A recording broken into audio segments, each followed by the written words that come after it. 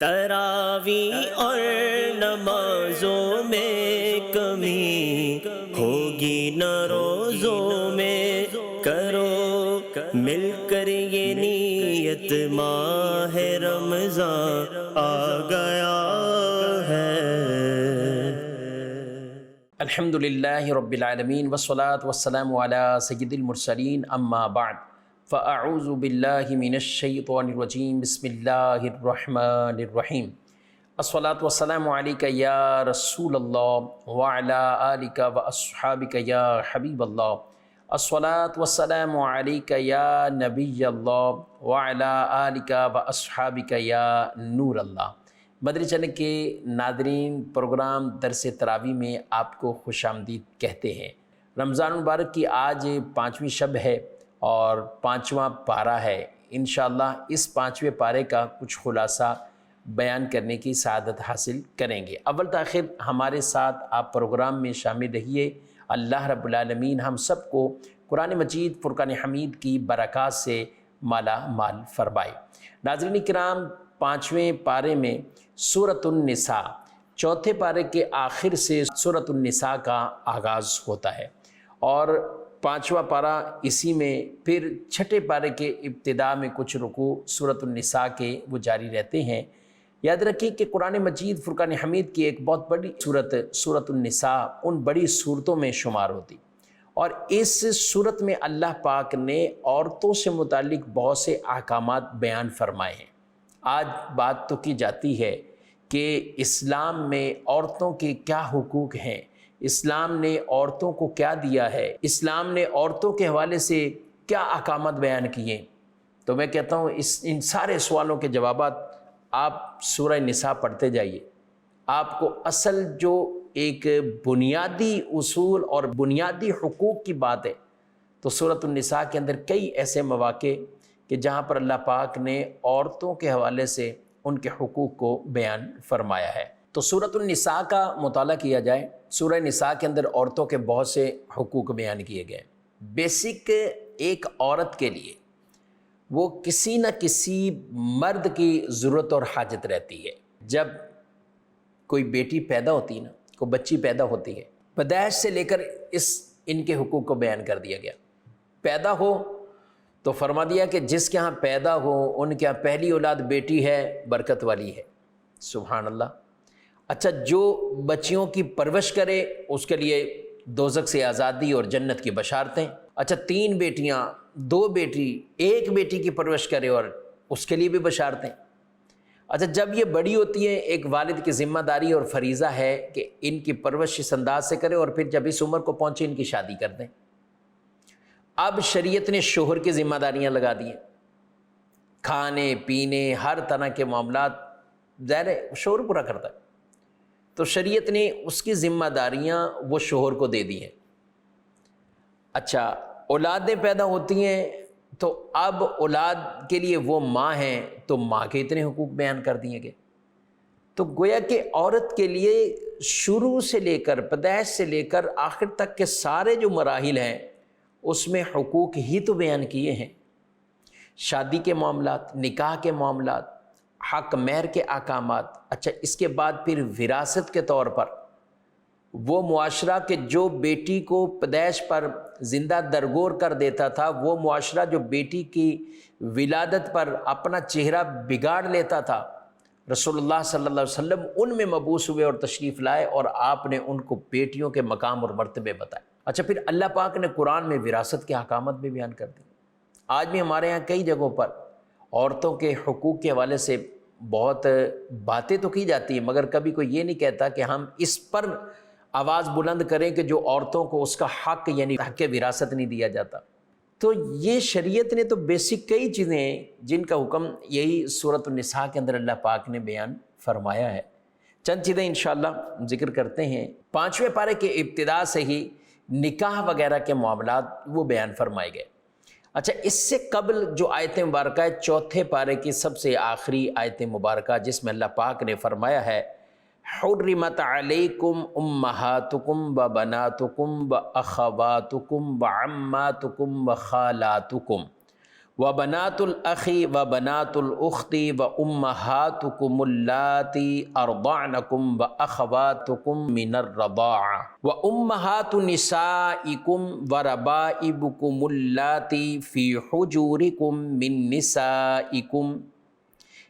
نسائکم اللاتی دخلتم بہن فإن لم تکونوا دخلتم بہن فلا جناح علیکم وحلائل ابنائکم الذین من اصلابکم وان تجمعوا بین الاختین الا ما قد سلف ان اللہ کان غفورا رحیما۔ تم پر حرام کر دی گئیں تمہاری مائیں، تمہاری بیٹیاں، تمہاری بہنیں اور تمہاری پھپھیاں اور تمہاری خالائیں اور تمہاری بھتیجیاں اور تمہاری بھانجیاں اور تمہاری وہ مائیں جنہوں نے تمہیں دودھ پلایا، اور دودھ کے رشتے سے تمہاری بہنیں اور تمہاری بیویوں کی مائیں اور تمہاری بیویوں کی وہ بیٹیاں جو تمہاری گود میں ہیں، جو ان بیویوں سے ہے جن سے تم حق زوجیت کی ادائیگی کر چکے ہو۔ پھر اگر تم ان بیویوں سے ہم بستری نہ کی ہو تو ان کی بیٹیوں سے نکاح کرنے میں تم پر کوئی حرج نہیں، اور تمہارے حقیقی بیٹوں کی بیویاں اور 2 بہنوں کو اکٹھا کرنا یہ حرام ہے، اور البتہ جو پہلے گزر گیا بے شک اللہ بخشنے والا ہے۔ یہ چوتھے پارے کی آخری آیت ہے اور اس کا تعلق اگلے پارے کی ابتدائی آیت سے ہے، یعنی اللہ پاک نے وہ سارے رشتے جو حرام ہیں وہ بیان کر دیے، اور بقیہ فرمایا والمحصنات من النساء الا ما ملکت ایمانکم کتاب اللہ علیکم واحل لکم ما وراء ذالکم ان تبتغوا باموالکم محسنین غیر مصافحین فما استمتعتم به منہن فآتوہن اجورہن فریضہ۔ ارشاد فرمایا اور شوہر والی عورتیں تم پر حرام ہیں سوائے کافروں کی عورتیں کہ جو تمہاری ملک میں آ جائیں مال غنیمت کے طور پر، یہ تم پر اللہ کا لکھا ہوا ہے، اور ان عورتوں کے علاوہ سب تمہیں حلال ہیں۔ حرام وہ چند رشتے ہیں وہ بیان کر دیے، مائیں، بہنیں، بیٹیاں، بھتیجیاں، بھانجیاں، خالائیں، پھوپھیاں، یہ وہ چند رشتے اور جن کو ڈیٹیل سے یہ بیان کیا گیا تو یہ مخصوص ہیں، گنے جا سکتے ہیں، یہ حرام ہے۔ آگے ایک اصول بیان کر دیا وَأُحِلَّ لَكُم مَّا وَرَاءَ ذَلِكُم، اور ان کے علاوہ بقیہ سب حلال ہیں، ان کے علاوہ بقیہ سب وہ تمہارے لیے حلال ہیں، اور فرما دیا کہ ان کو کیا کرو ان تبتغوا باموالکم محسنین غیر مصافحین، کہ تم انہیں اپنے مالوں کے ذریعے نکاح کرنے کو تلاش کرو نہ کہ بدکاری کرتے ہوئے۔ نکاح کے لیے اپنے مال خرچ کرو، اور نکاح کے طور پر شریعت نے نکاح کی پذیرائی فرمائی ہے، نکاح کے فضائل بیان کیے ہیں، اور برائی اور بدکاری اس کی سخت مذمت بیان فرمائی۔ نکاح کو ہمارے معاشرے کے اندر وہ پرموٹ کرنا چاہیے، اور آج افسوس سے کہنا پڑتا ہے بعض اوقات نکاح اتنے مشکل کر دیے گئے، اور جس کی وجہ سے نکاح نہیں ہو رہے اور برائیوں کے دروازے کھل رہے ہیں، بدکاریوں کے دروازے کھل رہے ہیں۔ نکاح کی یہ سنت اور نکاح کا یہ اہم ترین ایک فریضہ ہے، ایک وقت آتا ہے کہ نکاح کرنا کے حکم فرض تک بھی چلا جاتا ہے، تو یہ ضرور اس کی ادائیگی کرنی چاہیے، نہ کہ یہ کہ بلا وجہ نکاحوں کے اندر تاخیر کی جائے۔ تو یہ خلاصہ ابتداً پہلی آیت مبارکہ میں اللہ پاک نے ان عورتوں کا بیان کیا، اور پھر آگے یہ نکاح کا حکم بیان فرمایا۔ آگے مزید بڑھتے ہیں، اسی بارے میں اللہ پاک نے ارشاد فرمایا کہ آپس میں تم ناجائز اور ناحق طریقے سے ایک دوسرے کے مال نہ کھاؤ، باطل طریقے سے مال نہ کھاؤ۔ فرمایا یا ایھا الذین آمنوا لا تأکلوا اموالکم بینکم بالباطل الا ان تکون تجارۃ عن تراض منکم وَلَا تَقْتُلُوا أَنفُسَكُمْ إِنَّ اللَّهَ كَانَ بِكُمْ رَحِيمًا۔ اے ایمان والو، باطل طریقے سے آپس میں ایک دوسرے کے مال نہ کھاؤ، باطل طریقے سے آپس میں ایک دوسرے کے مال نہ کھاؤ، البتہ یہ ہو کہ تمہاری بامی رضامندی سے تجارت ہو، اور اپنی جانوں کو قتل نہ کرو، بے شک اللہ تم پر مہربان ہے۔ باطل طریقے سے مراد یہ ہے کہ وہ چیز کہ جس کو شریعت مطہرہ نے حرام کیا ہے، جیسے رشوت حرام ہے، سود حرام ہے، دھوکہ دے کر مال کسی کا ہتھیا لینا، دھوکہ دے کر مال لے لینا حرام، ناحق طریقے سے مال لے لینا حرام۔ تو جو رشوت، سود، غصب اور اس طرح کے سارے طریقے وہ بھی باطل طریقے، اور اس کے ساتھ ساتھ اس سے بھی باطل طریقہ کہا گیا ہے کہ کمایا تو حلال تھا مگر خرچ حرام کی طرف کر دیا، خرچ حرام کی طرف کیا۔ تو فرمایا آپس میں ایک دوسرے کا مال ناحق طریقے سے نہ کھاؤ۔ ہاں آپس میں باہمی تجارت ہے، وہ اس کے تجارتی اصول بیان فرما دیے گئے۔ باطل طریقے سے مال کمانا اور مال خرچ کرنا اور مال کو ہتھیا لینا، یہ بالکل اپنی زندگی اور ہسٹری سے نکال لیجئے۔ حضرت سعد رضی اللہ تعالیٰ عنہ نے عرض کی، یا رسول اللہ صلی اللہ علیہ وسلم، میں چاہتا ہوں میری ہر دعا قبول ہو، وہ مستجاب الدعویٰ بن جاؤ۔ تو نبی پاک علیہ السلام نے فرمایا اپنی خوراک کو پاکیزہ کر لو، اپنی خوراک کو پاکیزہ کر لو، تم مستجاب الدعویٰ بن جاؤ۔ اللہ سب کو رزق حلال کمانے کھانے کی توفیق دے۔ آگے بڑھتے ہیں، اسی پارے میں اللہ پاک نے یہ بات ارشاد فرمائی ہے کہ اگر تم کبیرہ گناہوں سے بچو تو جو صغیرہ ہیں، جو چھوٹے ہیں، وہ اللہ تمہارے معاف فرما دے گا۔ ان تجتنبوا کبائر ما تنہون عنہ نکفر عنکم سیئاتکم وندخلکم مدخلا کریما۔ ترجمہ، اگر کبیرہ گناہوں سے بچتے رہو جن سے تمہیں منع کیا جاتا ہے تو ہم تمہارے دوسرے گناہ بخش دیں گے اور تمہیں عزت کی جگہ داخل کریں گے۔ اب یہاں پر فرمایا اگر تم بڑے گناہوں سے، بڑے گناہ کسے کہ قرآن حدیث میں جس گناہ پر کوئی وعید بیان کی گئی، بعض روایات جن میں چند کو بیان کیا، پھر دیگر سب کو جمع کر کے علماء نے جب اس کو لکھا تو کوئی اس کی تعداد کسی نے 70 لکھی، کوئی اس سے کم، اور 40 کو تو بکثرت علماء نے اپنی کتابوں میں لکھا کہ یہ کبیرہ گناہ ہے۔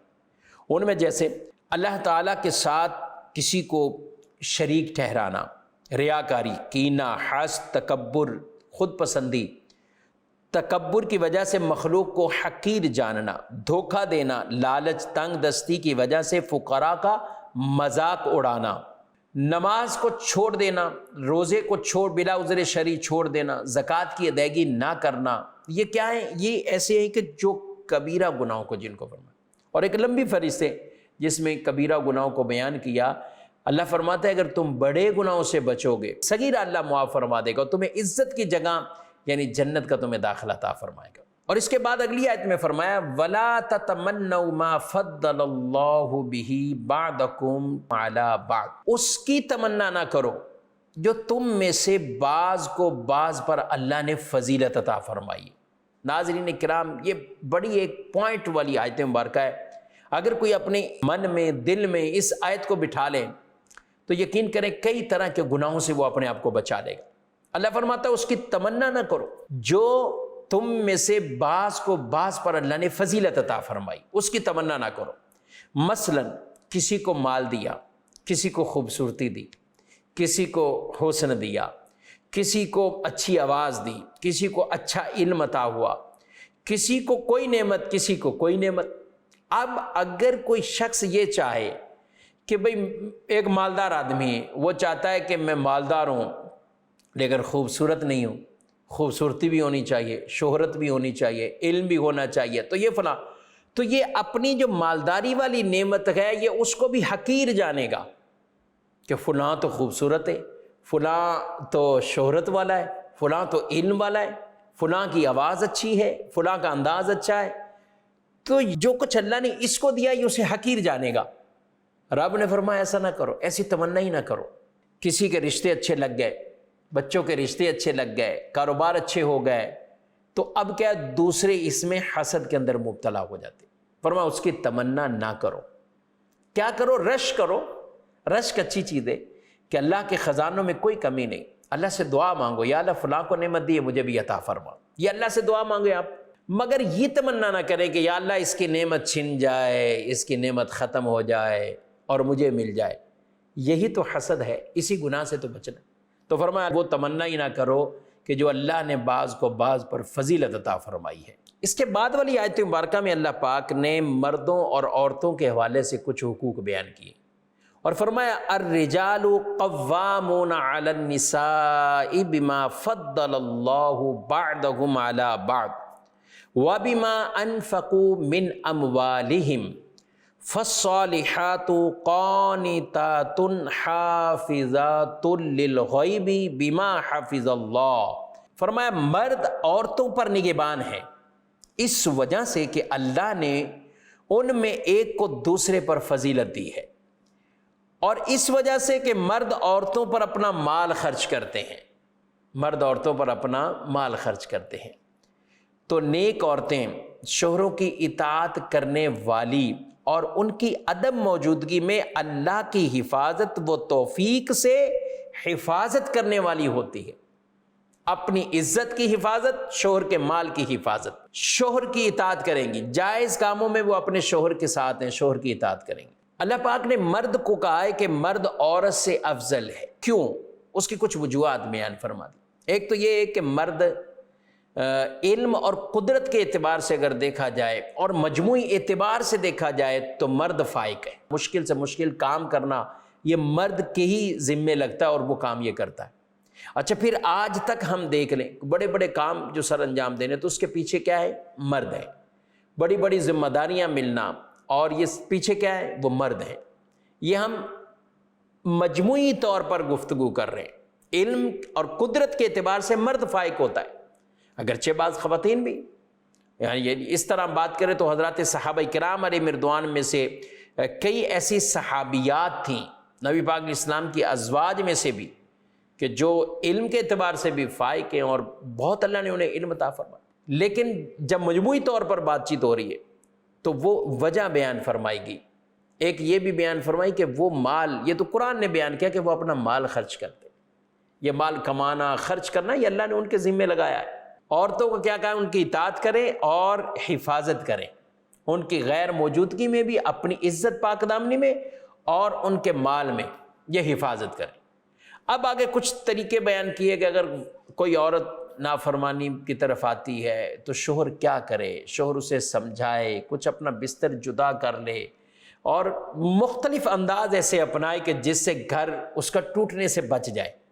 اچھا، پھر بھی اگر ایسا ہے کہ کوئی سمجھنے کے لیے تیار نہیں ہے تو کیا کریں؟ تو کہا کہ کچھ لوگ عورت کی طرف سے اور کچھ شوہر کی طرف سے، وَإِنْ خِفْتُمْ شِقَاقَ بَيْنِهِمَا فَابْعَثُوا حَكَمًا مِّنْ أَهْلِهِ وَحَكَمًا مِّنْ أَهْلِهَا إِن يُرِيدَا إِصْلَاحًا يُوَفِّقِ اللَّهُ بَيْنَهُمَا إِنَّ اللَّهَ كَانَ عَلِيمًا خَبِيرًا۔ اور اگر تم کو میاں بیوی کے جھگڑے کا خوف ہو تو ایک منصف مرد کے گھر والوں سے بھیجو اور ایک منصف عورت کے گھر والوں کی طرف سے بھیجو، یہ دونوں اگر صلح کرانا چاہیں گے تو اللہ ان کے درمیان اتفاق پیدا فرما دے گا، بے شک اللہ خوب جاننے والا خبردار ہے۔ ناظرین اکرام، یہ ایک بہترین انداز اور طریقہ بیان کر دیا گیا کہ کچھ ادھر کی طرف سے کچھ ادھر کی طرف سے یہ بیٹھے، ان کی نیت یہ ہو کہ ہم نے صلح کروانی ہے تو اللہ صلح بھی پیدا فرما دے گا۔ آج کل افسوس سے کہنا پڑتا ہے کہ آپس میں جب بیٹھنے والے ہی ان کے ارادے یہی ہوتے ہیں لڑائی کروانی ہے، ان کے ارادے یہی ہوتے ہیں کہ کسی طرح صلح نہ ہو، تو پھر کہاں سے صلح پیدا ہوئی؟ صلح کروانے والے بڑی فضیلتوں والے ہیں، اس لیے صلح کروانی چاہیے اور صلح کرنے کی طرف قدم بھی بڑھانا چاہیے، قدم بڑھانا چاہیے۔ اللہ تعالیٰ نے میاں بیوی کے رشتے کو جو بنایا ہے، یہ حکم جو دیا ہے، تو یہ کوئی لڑائی جھگڑا کرنے کے لیے نہیں کہ وہ ادھر اتنے سال تک وہ ادھر رخ پھیر کر بیٹھ جائے اور یہ ادھر۔ میاں بیوی کے اندر اتفاق ہو، آپس میں لڑائی ہو جاتی ہے، کئی رنجشیں ہو جاتی ہیں، گھر والوں کو دیگر کو چاہیے کہ وہ صلح کروائیں۔ مزید آگے بڑھتے ہیں، اللہ پاک نے اس بارے میں مزید کیا ارشاد فرمایا ہے۔ اسی بارے میں تیمم کے حوالے سے آیت مبارکہ وہ بھی نازل ہوئی ہے، اسے بھی اللہ پاک نے بیان فرمایا اور اس کی خاص شرائط کہ کب وہ تیمم کیا جا سکتا ہے اور کب تیمم نہیں کیا جا سکتا، اس کے تفصیل سے احکامات کتب فقہ کے اندر موجود ہیں۔ ایک آیت مبارکہ میں اللہ پاک نے فرمایا ان اللہ لا یغفر ان یشرک بہ ویغفر ما دون ذلک لمن یشاء، اللہ یہ معاف نہیں کرے گا کہ اس کے ساتھ شرک ٹھہرایا جائے، ویغفر ما دون ذلک لمن یشاء، اور اس کے علاوہ جو کچھ ہے وہ اللہ معاف فرما دے گا، وہ اللہ معاف فرما دے گا۔ شرک معاف نہیں کرے گا، شرک کے علاوہ جو کچھ ہے وہ معاف کر دے گا۔ ناظرین کرام، شرک یعنی اللہ کی ذات اور صفات میں اللہ جیسا کسی اور کو ماننا، یہ شرک ہے۔ شرک اللہ معاف نہیں کرے گا۔ ہاں، دنیا میں اگر کوئی کفر اور شرک سے بھی توبہ کر لے، رب تعالیٰ معاف فرما دے گا۔ اگر خاتمہ کفر اور شرک پر ہو گیا، پھر اللہ معاف نہیں فرمائے گا، پھر اللہ معاف نہیں کرے گا۔ اس لیے یہ گناہ ہے تو دنیا میں ہی توبہ کر لے۔ اچھا، یہ سمجھنا بھی بڑا اہم اور ضروری ہے کہ شرک اللہ کی ذات و صفات میں اللہ جیسا کسی اور کو ماننا۔ آج کل لوگ اس کی پوری تعریف سمجھے بغیر ہی گویا کہ کہیں کہ شرک کہہ دیتے ہیں کہ یہ شرک ہو گیا۔ کسی نے کسی نبی سے توسل، نبی سے مدد، اولیاء سے مدد، توسل یہ اختیار کیا، کہا شرک ہو گیا۔ کیوں؟ کہا کہ اللہ سے مانگنا ہوتا ہے، انہوں نے تو وہاں مانگ لیا۔ میں نے کہا یہ شرک نہیں ہے۔ عقیدہ یہ ہو کہ دینے والی ذات اللہ کی ہے، اللہ کی عطا سے اللہ کے پیارے انبیاء، فرشتے، اولیاء یہ مدد فرماتے، اللہ کی عطا سے مدد فرماتے۔ اور اس کے اوپر ہم جائیں تو بڑی تفصیل کے ساتھ، باقاعدہ ڈیٹیل کے ساتھ روایات موجود ہیں۔ صحابہ کرام اسألک کہہ کر حضور علیہ الصلوۃ والسلام کی بارگاہ میں سوال کرتے تھے، مانگتے تھے۔ بارش چاہیے تو بھی حضور علیہ السلام کی بارگاہ میں آتے، کسی کی پنڈلی ٹوٹ جاتی ہے تو اس کو ٹھیک کروانے کے لیے حضور علیہ السلام کی بارگاہ میں آتے، کسی کی آنکھ میں کوئی مسئلہ ہے تو وہ بھی حضور علیہ الصلوۃ والسلام کی بارگاہ میں آتے۔ یعنی ایسے کئی صحابہ کرام کے واقعات ہیں۔ تو اس طرح کے کئی ایسے واقعات یا روایات موجود ہیں۔ عقیدہ یہ ہو کہ دینے والی ذات اللہ کی ہے اور اللہ کی عطا سے اللہ کے پیارے یہ مدد کرتے ہیں۔ غزوہ بدر میں مدد کس نے کی؟ فرشتوں نے۔ فرشتے کون ہیں؟ اللہ کی نوری مخلوق ہے، اللہ کی دی ہوئی ان کے پاس طاقت ہے، لیکن یاد رکھیں کہ وہ اللہ کی مخلوق ہیں، اللہ نے ان کو پیدا کیا ہے، اللہ نے انہیں یہ مدد کرنے کی طاقت بھی عطا فرمائی۔ تو جب فرشتوں کو دی ہے تو رب تعالیٰ نے انبیاء کو بھی یہ طاقتیں دی ہیں اور پیارے رسول صلی اللہ علیہ وسلم کو بھی یہ اختیارات عطا فرمائے ہیں۔ اسی طریقے سے اولیاء صالحین کو قرآن پاک میں اللہ فرماتا ہے فَإِنَّ اللَّهَ هُوَ مَوْلَاهُ وَجِبْرِيلُ وَصَالِحُ الْمُؤْمِنِينَ، بے شک اللہ مددگار ہے، جبریل مددگار ہے اور نیک مومن یہ مددگار ہیں۔ ناظرین کرام، 5ویں پارے کا کچھ خلاصہ عرض کرنے کی کوشش کی ہے۔ اللہ رب العالمین اپنی بارگاہ میں قبول و منظور فرمائے اور ہمیں رمضان شریف کی برکات سے مالا مال فرمائے۔ کل انشاءاللہ 6 پارے کا کچھ خلاصہ عرض کریں گے۔ آپ سے اجازت چاہتے ہیں، فی امان اللہ۔ تراویح اور نمازوں میں کمی ہوگی نہ روزوں میں، کرو مل کر یہ نیت، ماہ رمضان آ گیا۔